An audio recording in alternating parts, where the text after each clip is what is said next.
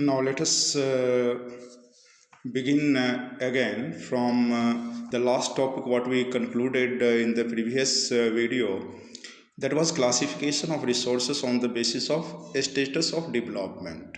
First one is the potential resources. These are the resources which are likely to exist in an area. If you want, you can take the example of Gujarat and Rajasthan. So these two states are having maximum potential to generate solar energy and wind energy. But as surveying and mapping have not been done, so we don't have exact figure of the quantity of energy what can be generated. Second one, developed resources. These are the resources for which surveying and mapping have been done and the quantity and quality have been determined. And with regard to the utilization of these resources, depends on technology and the feasibility level of the community. Next one is a stock. So these are the materials which are available in the environment, and these materials are having potential to satisfy our needs or the requirements, but we don't have appropriate technology. If you want, you can take the example of water.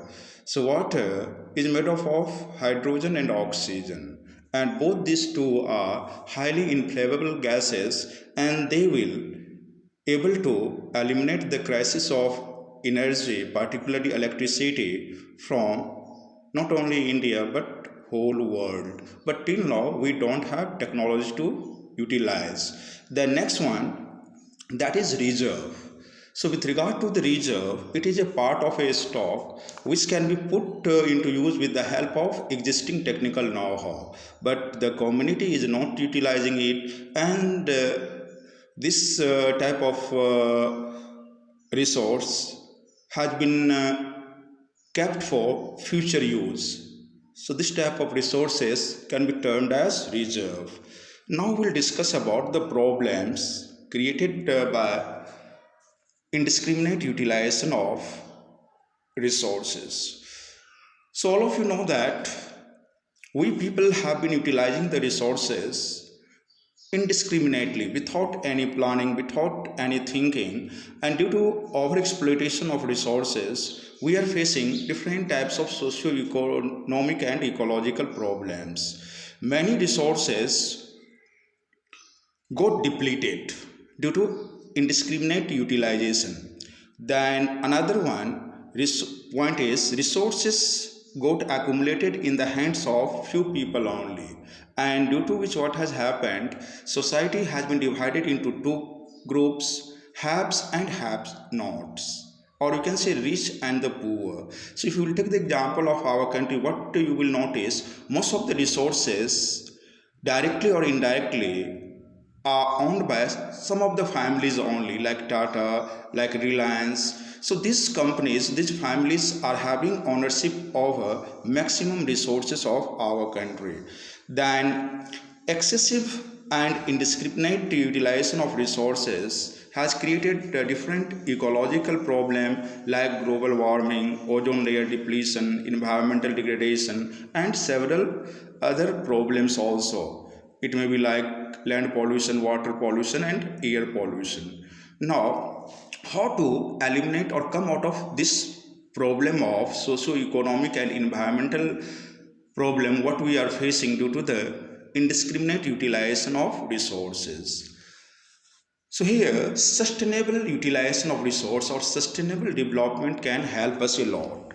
So when we are talking about sustainable utilization of resource, in very simple sentence we can define in this way: the development or the utilization of resources without damaging the environment, without hampering the environment, and also the needs or the requirement of present generation must be fulfilled without compromising with the needs of future generation. So this is the meaning of sustainable development. What is given here also, the economic development which does not damage the environment and at the same time takes care of needs of the future generation is called sustainable development.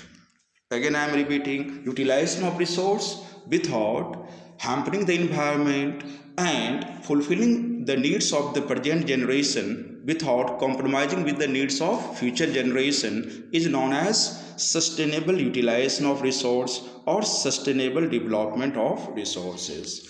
After that, we will discuss about resource planning. In very simple sentence, what we can say, it is a technique or a skill of proper utilization of resources. So this is having three stages, three levels are there. First one, that is the identification and inventory of the resources across the regions of the country, and this involves surveying and mapping. And after surveying and mapping, the quantity and the quality of the resources are determined. Then second one is planning for exploitation. This involves planning a structure endowed with appropriate technology, skill, and institutional setup for implementing resource development plan. And third one, that is matching the resource development plan with overall national development plan. These are the three stages of resource planning. After that, we will discuss about importance of resource planning. First one, importance, or we can say the need also, or the requirement of resource planning. First one, we know that in India some regions are rich in certain types of resources and poor in some other resources. You will take the example of peninsular part of India. This area is rich in mineral wealth, but with regard to the plains and the mountains, they are devoid of minerals. But mountains are rich in forest wealth and the water resources. The great northern plain is rich in soil resource. Then some regions are self-sufficient while other regions are very poor in important resources. Like Madhya Pradesh is rich in many resources, but Ladakh is poor in resources. Then wastage of resources can be avoided by planning. This is the another important, when we will utilize a particular resource in planned way manner, so that will avoid wastage of resources. We will able to control environmental pollution also. Then by the process of planning only, over exploitation of the resources can be avoided. After that, we will discuss about resource conservation. So when we are talking about conservation of resources, in very simple sentence, what we can say, sustainable and optimum utilization of resource is known as conservation of resource. So what is sustainable development? Just I have told you. And when we are talking about optimum, means we can utilize a single resource to fulfill our maximum needs, but in sustainable way. So this is very simple but accurate definition of resource conservation: sustainable and optimum utilization of resources. So with regard to the needs, first, many of the resources are non-renewable in nature, they are exhaustible in nature. Second one, conservation of resources help us to reduce wastage, and not only wastage, but also we will able to reduce or the control environmental degradation also. After that, we'll discuss about the ideas of Gandhiji regarding conservation of resource. He believed that there is enough for everybody's need and not for anybody's greed. But as we people are greedy, selfish, so we have overexploited the resources. And due to the overexploitation of resources only, we are facing different types of socio-economic and ecological problems. He was against the mass production and wanted to replace it with production by masses. After that, we'll discuss about land degradation. So with regard to the land degradation, in a very simple sentence, what we can say, the process by which land becomes unfit for cultivation is known as land degradation. So in India, land has been degraded by different ways.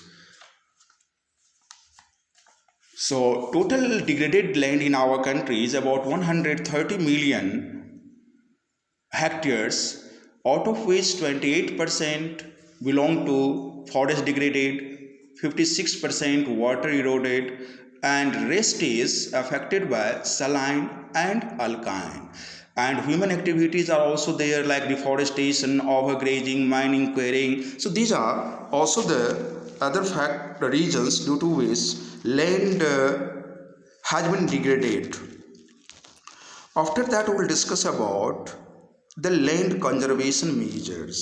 So, with regard to the land conservation measures, we can conserve land in different ways. First one, we will able to prevent soil erosion by controlling or stopping deforestation, grazing, encouraging afforestation, and practicing terrace farming in hilly areas. Then shelter belts, rows of trees are known as shelter belts. So shelter belts can be planted to stabilize sand dunes, and we can grow thorny bushes also in the desert area to prevent land degradation in desert. Then mining activities should be controlled. We can use sophisticated or listed technology in mining and processing to reduce the wastage and also to control degradation of the environment. Urban waste should be used for production of biogas and biomanure, and over irrigation, because over irrigation is main cause of salinity and alkalinity in the soil, generally in the states of Punjab and Haryana. So what is salinity or alkalinity? In very simple sentence, what we can say, the process by which percentage of saline or alkaline increases in the soil is known as salinity or alkalinity, and this salinity or alkalinity occurs only due to the excessive irrigation. Okay, about the remaining next topic, soil, we will discuss in next slide.